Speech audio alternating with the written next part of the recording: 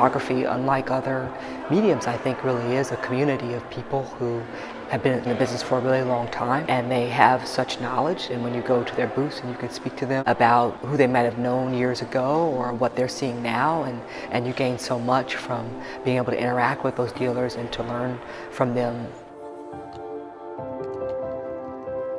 We're working with professors and students and the public to help them to learn more about photography, to research photography, to research particular issues that relate to photography.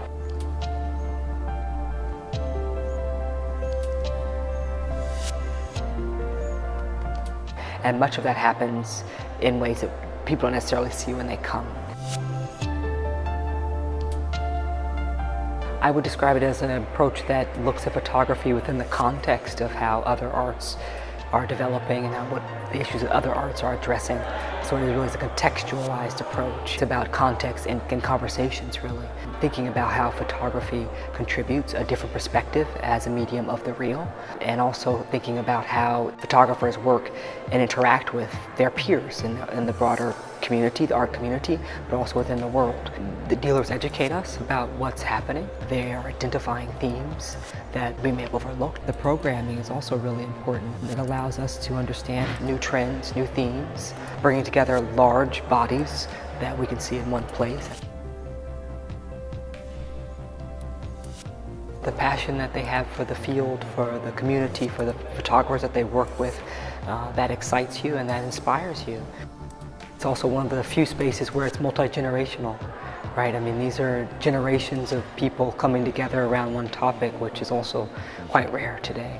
One of the advantages of having photographs integrated with everything else in the collection is that often for our visitors, especially for students, photographs are something that they at least think that they know how to look at. So it's a familiar kind of medium, and we can then use that to lead them into looking at photographs in a more sophisticated way. We can look at the different processes. We look at photography as one of the processes that artists use, and we can compare the effects. We can compare the impact of particular material, particular artistic choices, and that happens when we can see different kinds of works in conjunction with one another. For our purposes, we do have to think in terms of how can we serve our classes, how can we serve our student body, and how can we think about and help students to think about the issues that they're facing in their everyday lives.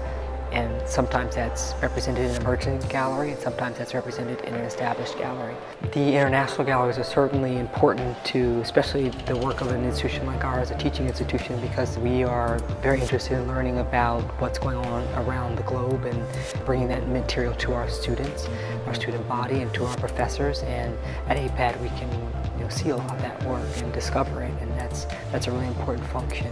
It inspires you to look anew at perhaps photographers you overlooked or didn't quite understand, or it inspires you to understand new issues. That's palpable at AIPAD every year.